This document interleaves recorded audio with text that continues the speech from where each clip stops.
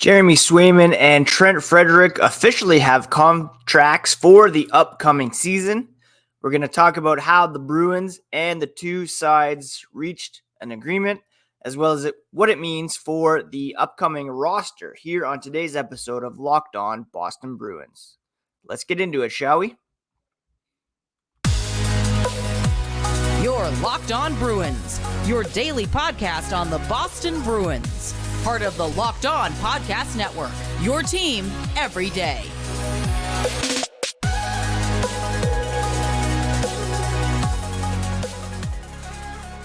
What is up, Bruins fans, and welcome back to the Locked On Boston Bruins podcast. I'm your host, Ian McLaren, and this is a daily show where we discuss all things Spoked B.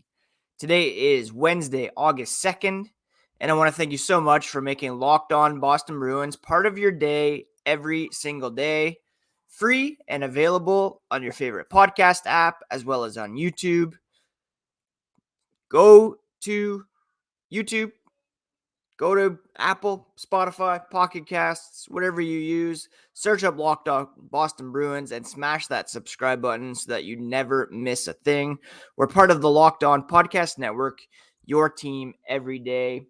Today's episode is brought to you by FanDuel Sportsbook, the official sportsbook of Locked On. Make every moment more by visiting FanDuel.com/LockedOn today to get started.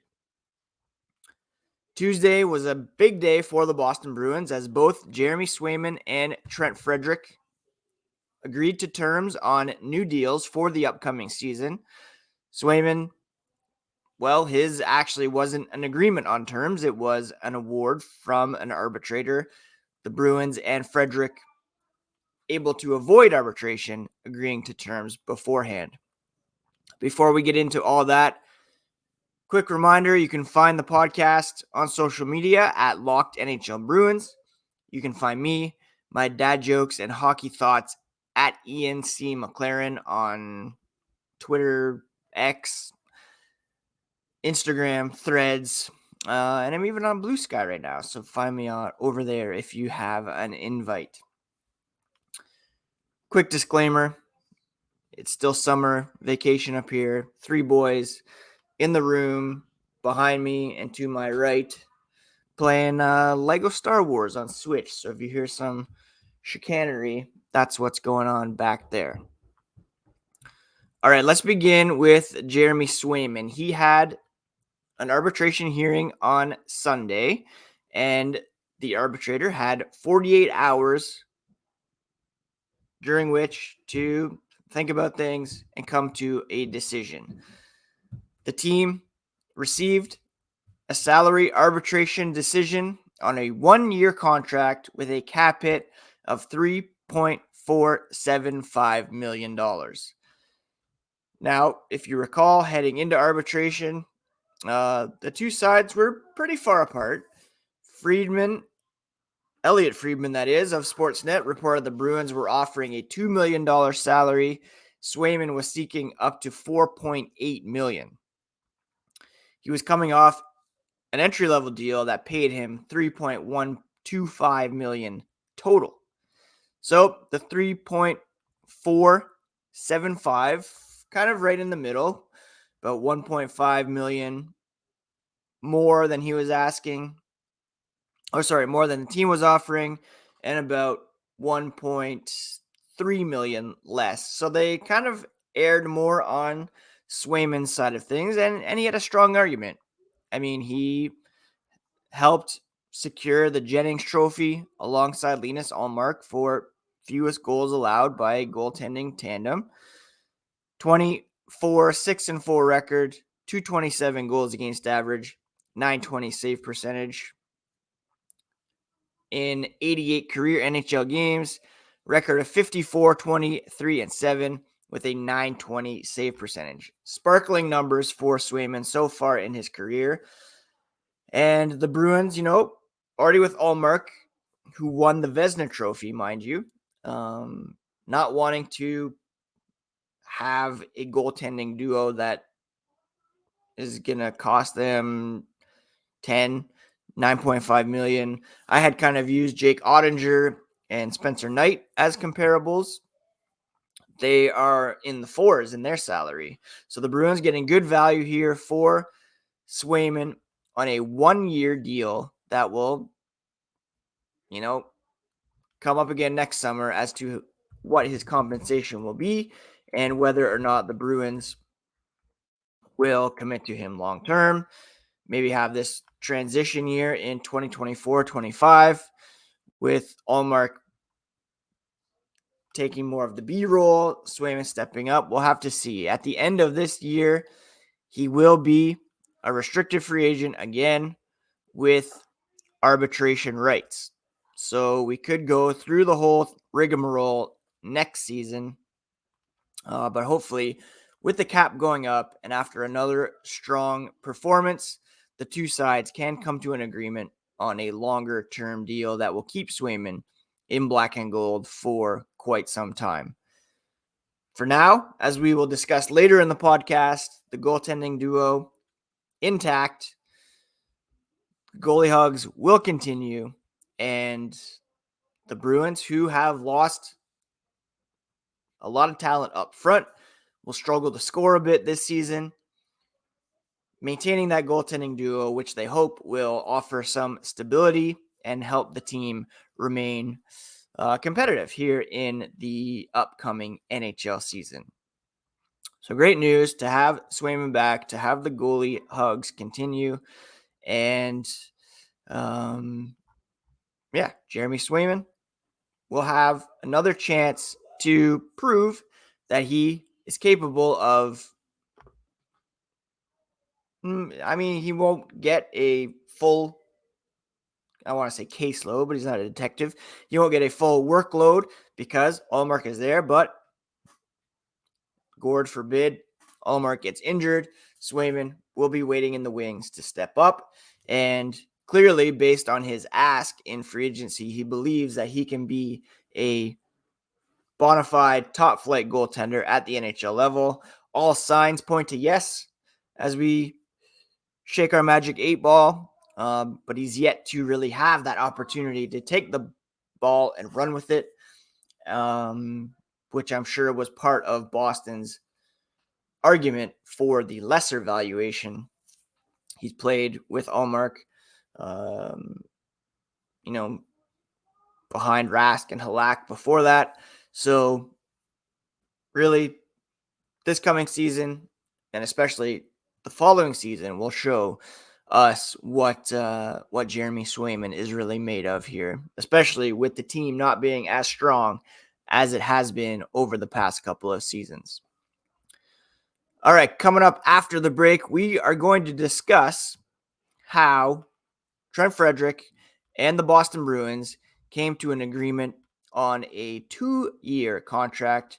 And we'll break that down here after the break. FanDuel is the official sportsbook of Locked On and Major League Baseball, and there's no better time to get in on the action because FanDuel is offering 10 times your first bet amount in bonus bets, up to $200. That's right, just bet $20 and you'll land $200 in bonus bets, whether you win or lose on that original wager. That's $200 you can spend betting everything from money line to over-under to who you think is going to hit the first home run.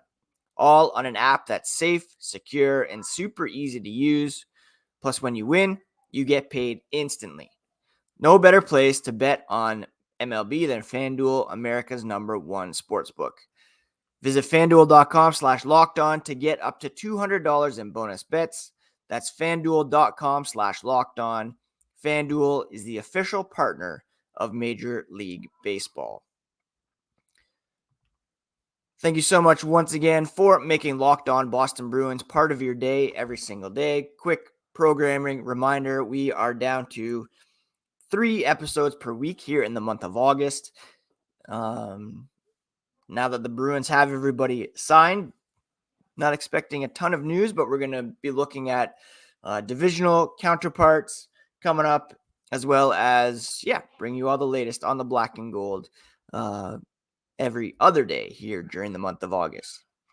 All right, so we had Swayman given a pretty nice settlement from the arbitrator.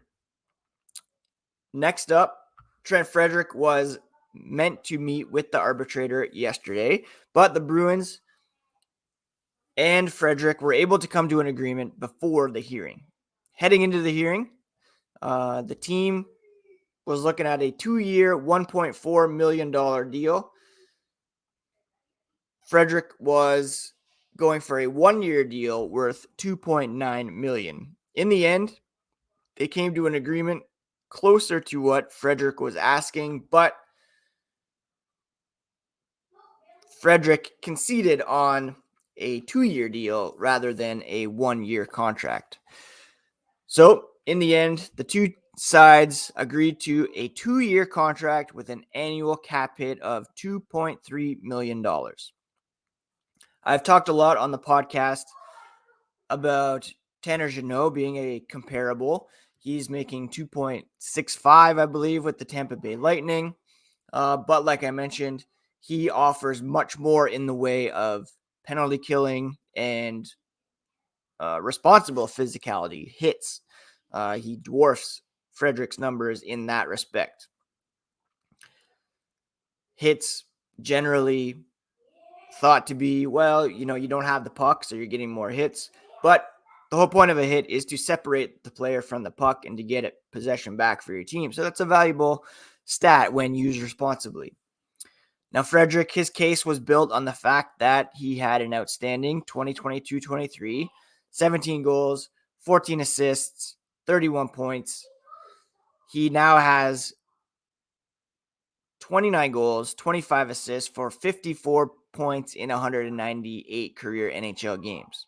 Not overwhelming results by any means. And the 2.3 million, is probably a bit more than what Trent Frederic is worth at this point. But he was coming off those 17 goals, all of which were scored at even strength. He did chip in a shorthanded point, so he has started getting some action on the penalty kill. In order for him to truly prove his worth and live up to this deal, I maintain he has to be challenging for that 20 goal mark. He has to be responsible in his own end, responsible and trustworthy on the penalty kill, which is a big area of need now that Thomas Nosek is gone. And being more responsible physically, taking less penalties, but still using your body. He is a first-round pick back in 2016. He's 25 years old now, so he should be really putting things together at this point. So those are my expectations for Trent Frederic. Again, a bit higher of a valuation perhaps than I would have liked to have seen, but still well earned based on the progress that he made this past season. Was that a function of playing on a very deep roster and being surrounded by veteran talent in the bottom six like Charlie Coyle, Nick Foligno, Craig Smith early on, Taylor Hall at times? Or is this who Trent Frederic is? A bona fide offensive weapon who can stabilize the bottom six and offer some secondary, tertiary scoring to the Bruins? That's a big question heading into this season. He is going to be playing with, not, I don't want to say lesser talent, but he's going to be playing in a role that demands more of him. Let's say that. So he really needs to step up and prove that he is worthy of the ask that he made and even this contract that he was awarded. Likely going to be a third line player. Perhaps asked to play center, which is his natural position. I can envision a line of Jesper Boqvist, Trent Frederic, Morgan Geekie. And, that's going to be a line that the Bruins need to succeed in order to remain competitive. And, again, good on Frederic for securing that bag. he needs to continue to live up to it and take more positive steps. But I am higher on Trent Frederic now than I have been in the past. Still think, the valuation's a touch high, but well earned based on his production last season. 17 goals in the NHL is nothing to sneeze at. Also, he really needs to become a reliable player in the playoffs, where he has in the past to date been quite ineffective, if in the lineup at all. All right, so the Bruins roster seems pretty set. And coming up here after the break, we're going to take a look at who could slot in where and what it all means for opening night. All right, the Boston Bruins now have 12 forwards, 8 defensemen, and 2 goalies under contract. That's a roster size of 22. The max is, of course, 23. The minimum, enough to ice a team, which would be 12 plus 6 plus 2, which by my math is 18. They have $400,000 in available cap space. And it looks like the roster is pretty much set, minus some potential promotions from the AHL. If guys can come into camp and prove that they belong at that level, then it's possible that some guys who are currently listed on the NHL roster could move down. What we know for sure, the top 6, Brad Marchand, Pavel Zacha, David Pastrnak, Charlie Coyle, Jake DeBrusk, and probably James Van Riemsdyk. That's your top 6. Coyle, Zacha could be interchangeable. Maybe Marchand plays with Coyle and DeBrusk, Van Riemsdyk with Zacha and Pastrnak. But that's your top 6, folks. Love it or leave it. As I mentioned before the break, third line, very much looking like Jesper Boqvist, Trent Frederic, Morgan Geekie. And then you'll have the likes of Jacob Lauko, Milan Lucic, Patrick Brown listed on the NHL roster at the moment, and AJ Greer fighting it out for a spot in the bottom line, on the fourth line. Now, like I said before, it's possible that you flip Patrick Brown down to the AHL, Mark McLaughlin's up, perhaps Georgi Merkulov, perhaps Oscar Steen. Those are all guys well positioned to make the jump up to the NHL roster. But at the moment, those are the guys with NHL contracts for this coming season. I don't know much about Brown, to be honest. We know what Greer can bring to the table. Could be a bit dicey on the fourth line there. I wouldn't mind seeing some youth incorporated somehow, some way.